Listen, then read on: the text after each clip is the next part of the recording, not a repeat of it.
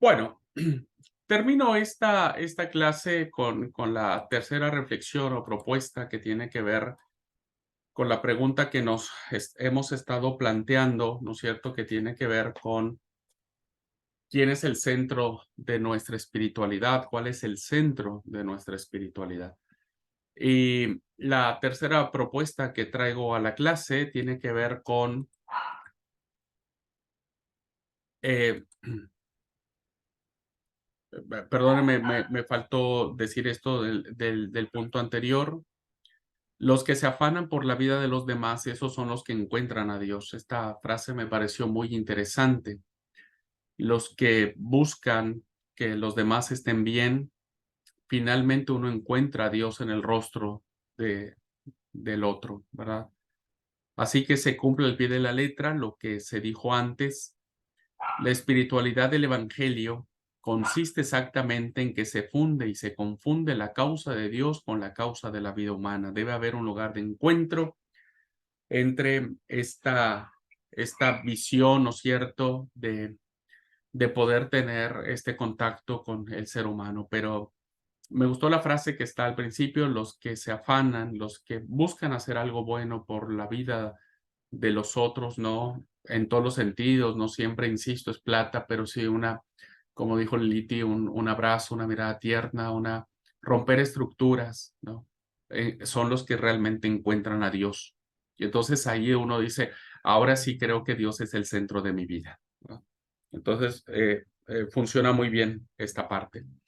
Bueno, lo otro es que no debemos olvidar que la espiritualidad siempre entra en conflicto. Una espiritualidad sin conflicto no es una espiritualidad, ¿verdad? Y precisamente lo vemos en la persona de Jesús. Jesús era alguien que frecuentemente hacía buenas cosas con los demás, pero a veces esas cosas buenas que hacía a favor de los demás estaba prohibida hacerlas, porque las leyes de la religión en las cuales él se movió, pues era prácticamente una ofensa, una situación que atentaba contra eh, ¿cómo se llama? La vida religiosa de aquel tiempo.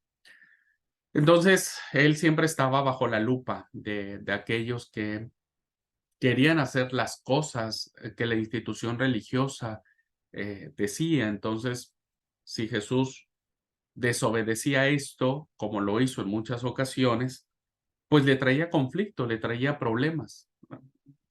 Porque una espiritualidad que va en contra del statu quo, una espiritualidad que va en contra de aquello que no está dentro de los principios del reino, pues va a estar en conflicto.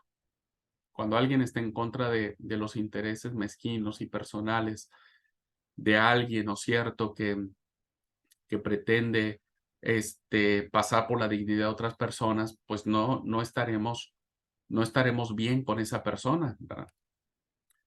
Si ustedes leen el relato, hay un relato maravilloso, hay un ejemplo de esto, un relato que la verdad llama mucho la atención, porque Marcos nos platica en el capítulo 3, versículos del 1 al 6, la historia de un hombre que tenía una mano seca. Y esta imagen, esta mano seca, ¿no es cierto?, representaba para él una vida mutilada, una vida inutilizada, una vida, esta condición física lo apartaba evidentemente de, pues, del templo, de las relaciones. Y entonces Marcos nos plantea esta hermosa historia y que dice: otra vez entró Jesús en la sinagoga y había allí un hombre que tenía seca una mano. Y las echaban para ver si en el día de reposo le sanaría a fin de poder acusarle. Entonces dijo al hombre que tenía la mano seca: levántate y ponte en medio. Y les dijo: ¿es lícito en los días de reposo hacer bien o hacer mal, salvar la vida o quitarla? Pero ellos callaban. Entonces, mirándolo alrededor con enojo, entristecido por la dureza de sus corazones, dijo al hombre: extiende tu mano. Y él extendió, y la mano le fue restaurada sana. Y salidos los fariseos tomaron consejo con los herodianos contra él para destruirle. Muy bien, vemos aquí esta historia, ¿no es cierto?, que pone en entredicho el actuar de Jesús y contrapone los principios religiosos que se observaban en aquel tiempo.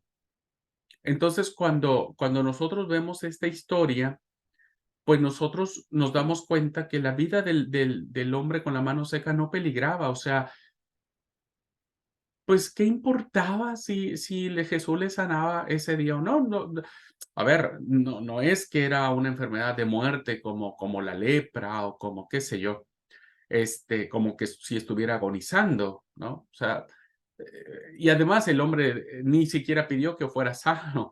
Lo agarraron allí y bueno, él no sé cuántos años tenía, con la mano seca, tullida, inservible, pero que evidentemente, pues planteó esta situación, ¿no es cierto?, de sentirse como parte de una discusión que había allí, pero Jesús hace una pregunta muy interesante, ¿verdad? La pregunta de Jesús, que es una pregunta que está movida por el poder del Espíritu Santo, acuérdense, Jesús viene con el poder del Espíritu. ¿Qué está permitido en sábado? ¿Hacer el bien o hacer el mal? ¿Salvar una vida o matar una vida?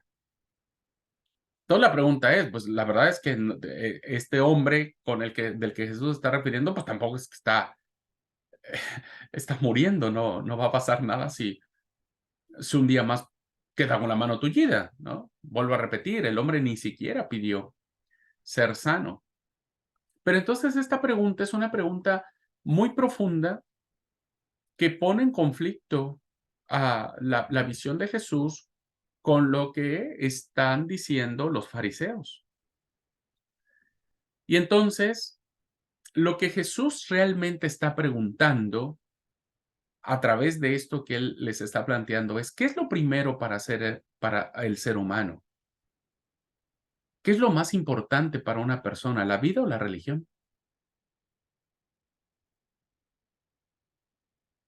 O sea, ¿qué era más importante? ¿Transgredir las normas del sábado? ¿O hacer que este pobre hombre que ni siquiera pidió que fuera sano, pues sanara? Esta pregunta es muy espiritual, hermanos, que, insisto, hay que entenderla, correctamente, hay que entenderla desde la vida espiritual, pero fíjense que a veces, la espiritualidad nos lleva a este conflicto para muchas personas es más importante el statu quo religioso, es más importante, a veces son más importantes las normas, los estatutos, los reglamentos que las personas. Entonces, con este ejemplo queda claro que para Jesús lo primero es la vida. Dar vida a quien la tiene limitada o mutilada, sea como sea o por la razón que fuere.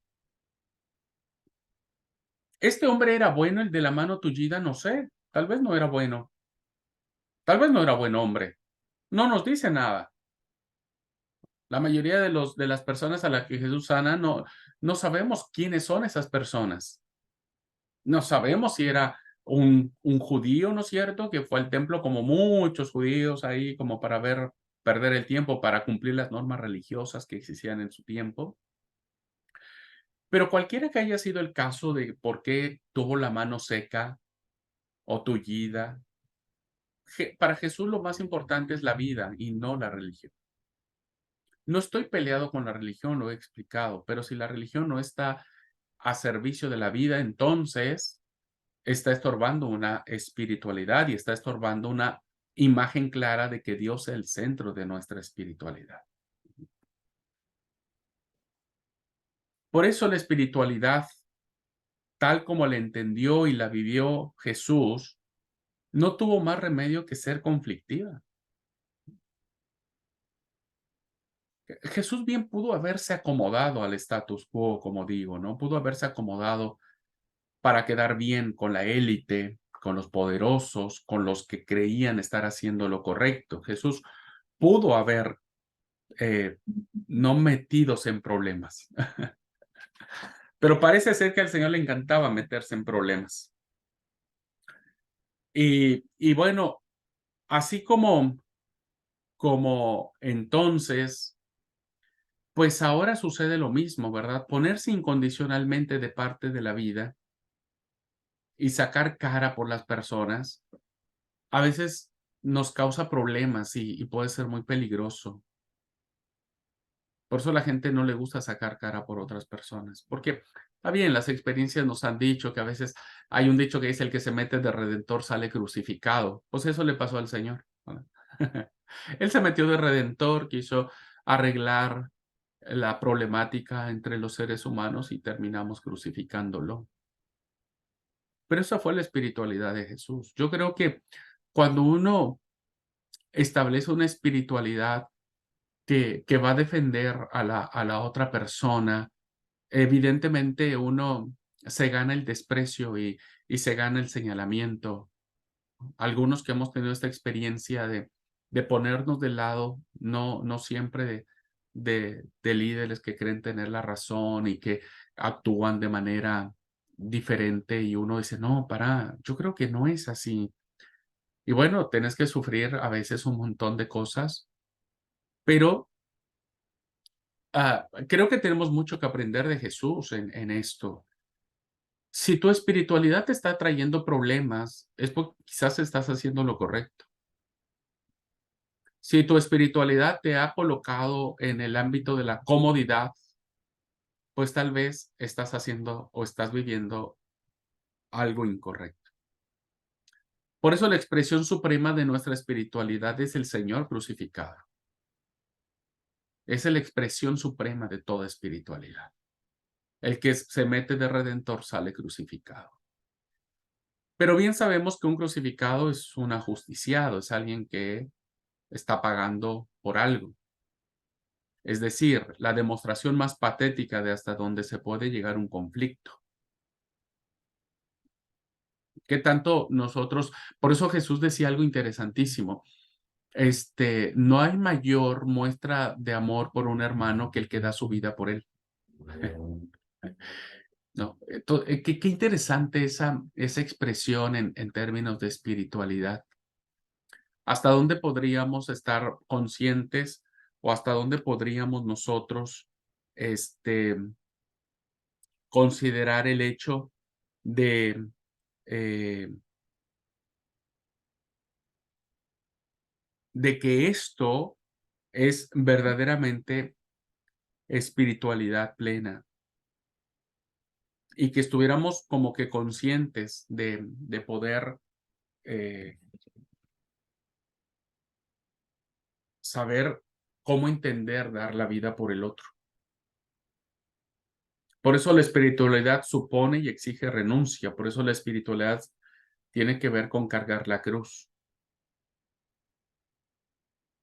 Tu vida espiritual, el hecho de estar haciendo lo correcto, ¿te está causando problemas o te estás acomodando o estás queriendo quedar bien con las personas y estás negando tus convicciones y sabes que se está cometiendo una injusticia y vos no levantas la voz para no meterte en problemas?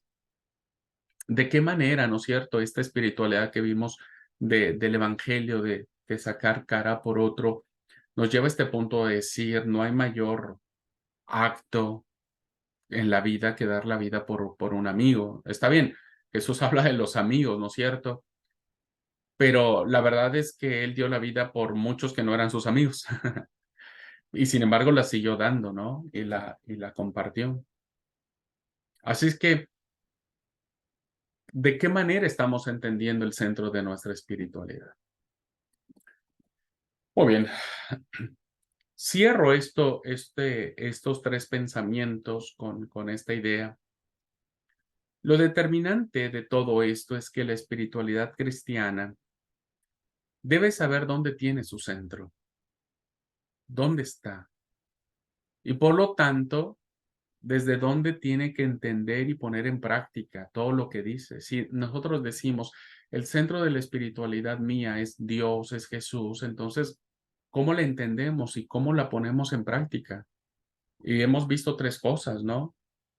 Uno, en la manera en que hemos construido nuestra vida, cómo la hemos ido tejiendo, bajo qué principios o prejuicios.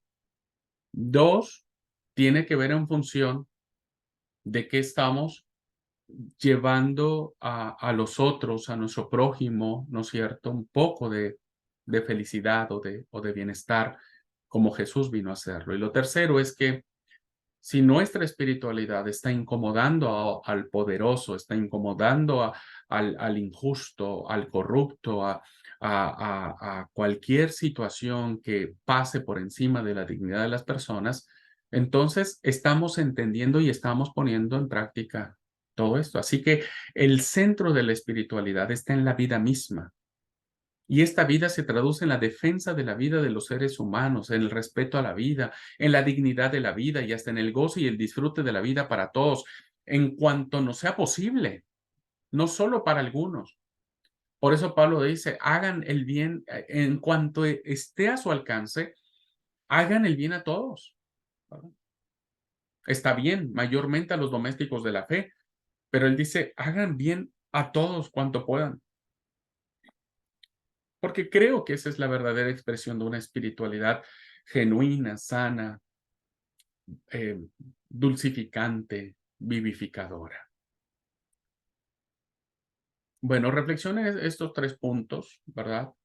Y llévenlos en oración, revisen sus experiencias de vida, revisen hasta ahora, hasta este día, cómo la han ido construyendo, qué lugar juega el otro diferente a ti en tu vida, de qué manera has vivido esta persecución, si se puede llamar así, ¿no? Por defender lo correcto, por defender lo justo, ¿no?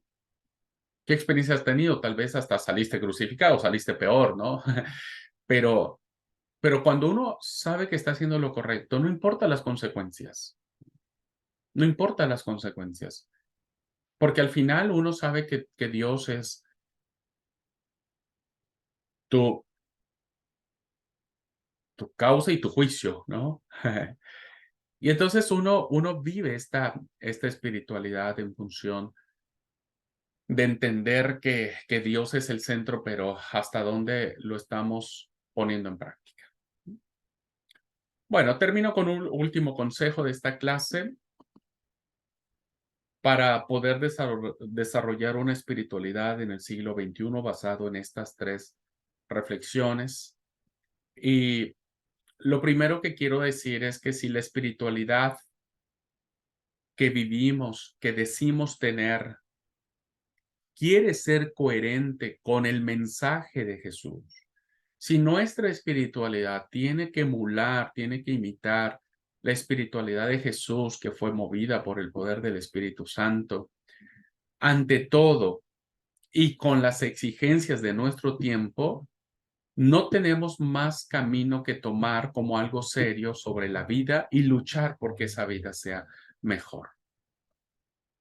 Y luchar para que esa vida sea mejor en nosotros y en los demás. En nosotros y en los demás. Eso fue lo que vino a hacer el Señor. Incluso cuando esto signifique enfrentarse a nuestras estructuras religiosas, como le ocurrió al Señor. Yo creo que hoy vivimos en una iglesia donde podemos tener la libertad, ¿verdad? De ser una influencia positiva para que nuestros paradigmas de iglesia vayan cambiando hacia una espiritualidad más sana, más liberadora, más emocionante, más vivificante, donde haya la efusión del Espíritu Santo, en la tolerancia los unos con los otros, en el respeto, en la aceptación, en aprender qué quiso decir Jesús cuando no hay mayor acto de amor que el que da la vida por otra persona. Eso tenemos que hacer, ¿verdad? Y si para eso hay que oponernos a estructuras que son contrarias, pues tenemos que oponernos a ellas. Tenemos que oponernos, aunque a la gente no le caiga bien eso. Pero si es lo correcto, si estamos siendo impulsados por el poder del Espíritu Santo, no por nuestras, no por, ojo con eso, ténganlo muy presente, no se confundan. porque a veces queremos hacer justicia por nuestra propia mano, con base en nuestros razonamientos. Tenemos que hacerlo en función del Evangelio de Dios, ¿verdad? En función de esta espiritualidad liberadora. Y que quede claro de una vez y para siempre que esto no es relajar la espiritualidad, ni hacer una vida espiritual a la carta. No se trata de que hagamos una gracia barata. La espiritualidad es profunda y tiene su costo. Tiene su costo. A veces nos pasa que tenemos miedo de pagar ese costo. Tenemos miedo de tomar en serio esta vida espiritual. Entonces preferimos acomodarnos a las estructuras, preferimos acomodarnos a lo que nosotros mismos hemos planteado como verdades, pero que en esencia sabemos que no, que hay algo que el Espíritu de Dios nos está motivando a cambiar, a ser diferentes. La vida espiritual profunda requiere disciplina, ejercicio, reflexión, meditación, ayuno, lectura de la palabra, ayudar a otros, adoración, rendirnos a Él. Bueno, eso, ¿viste? Y te digo, a veces el temor nos inunda a proponer cambios significativos, cuando sabemos que debe haber cambios, cambios en nuestra vida, cambios en nuestras congregaciones. A veces parece ser que luchamos contra corriente y eso es muy cansador, sí, pero si empezamos a ser muchos, entonces podemos cambiar el curso de la corriente. Pues, insisto, siempre en función de que Dios se ha glorificado, de que Cristo se ha exaltado, de que su palabra verdaderamente sea establecida y vivamos, ¿no? Nos lo leyó Dina en el pasaje de Juan, ¿no? El Padre vendrá a nosotros, Jesús vendrá a nosotros en el Espíritu y harán morada en nosotros. De eso se trata la vida espiritual. Y esa es la mayor y más grande reflexión. Así que bueno, con esto terminamos, queridos alumnos, esta clase. No sé si alguien tiene alguna duda, alguna pregunta, algún comentario que hacer antes de cerrar este tiempo.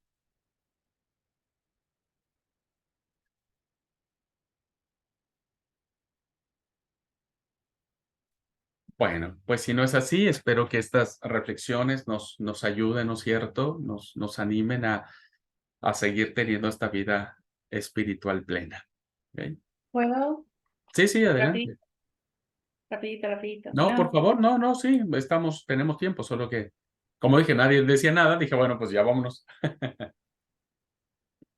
eh, creo que, bueno, cuando comentaba yo hace rato de esto que decía de la diferencia en el vivir la experiencia, suena como título de canción, la experiencia religiosa o la experiencia eh, eh, de esta forma y cómo cada uno vive, ¿no? La religión, pero más allá de eso, la espiritualidad. Eh, Justo me faltaba decir algo que vino después y me encanta y yo me quedo con eso, ¿no? A ver, por ahí dije, bueno, uno se contagia, ¿no? De la forma, de la expresión que uno ve a nuestro alrededor, pero creo que la palabra precisa era dejarse llevar por el Espíritu Santo, por el mover del Espíritu Santo, que fue algo que con lo que seguías respecto de lo que hizo Jesús, ¿no? ¿Qué fue lo que llevó a Jesús a hacer como fue? Y dejarse guiar por el mover del Espíritu Santo. Entonces, creo que si nosotros realmente dejamos que todos los días ese mover del Espíritu sea en nosotros, realmente nuestra espiritualidad va a ser genuina, vamos a disfrutarla, vamos a poder incluso compartirla, ¿no? Poderla transmitir. Creo que toda la gente que seguía a Jesús no nada más miraba lo que él hacía, sino que muchos también quisieron seguirlo e imitarlo. Y creo que eso sería lindo, ¿no? No nada más vivir esa espiritualidad nosotros, sino lograr hacer que aquellos que nos rodean también lo miren y también deseen eso para su vida. Y bueno, yo me quedo con eso. dejarnos guiar por el mover del Espíritu Santo. Sí, Gracias. Gracias. Y creo que por eso insisto, nunca leíamos el texto de Lucas en cuanto al profeta Isaías en esto, ¿no? Y sobre todo, a ver, no solo ese pasaje, sino toda la vida de Jesús fue llevado por el poder del Espíritu Santo, ¿verdad? El Espíritu del Señor estaba sobre él. Y yo creo que ese es el mejor regalo que nosotros podemos tener de una vida de espiritualidad. ¿Alguien más? Bueno, Silvia dice que estuvo muy linda la clase, que mueve las entrañas cada venita. Y bueno, seguro que sí, esto es un gran desafío para esta vida espiritual vibrante que todos deberíamos de tener. Bueno, pues si no hay algún otro comentario, algo que quieran aportar, y espero que sea de provecho esta clase y que contribuya a seguir construyendo espiritualidades sanadoras, liberadoras, guiadas en la palabra, ¿eh? Yo siempre he dicho, si nuestra espiritualidad no tiene fundamento en la palabra, vamos a ser fanáticos y no queremos ningún fanático. ¿Verdad? Tiene que estar guiada en la palabra, pero el que dice que tiene a Dios como el centro de su espiritualidad, tiene que conocer su palabra para que esa sea la guía fundamental. Eh, y yo creo que eso nos liberará de cualquier cosa que queramos hacer de manera diferente. Bueno, hermanos, hermanas, Dios les bendiga. Gracias por el aguante. Que tengan una linda noche. Bendiciones y abrazos para todos.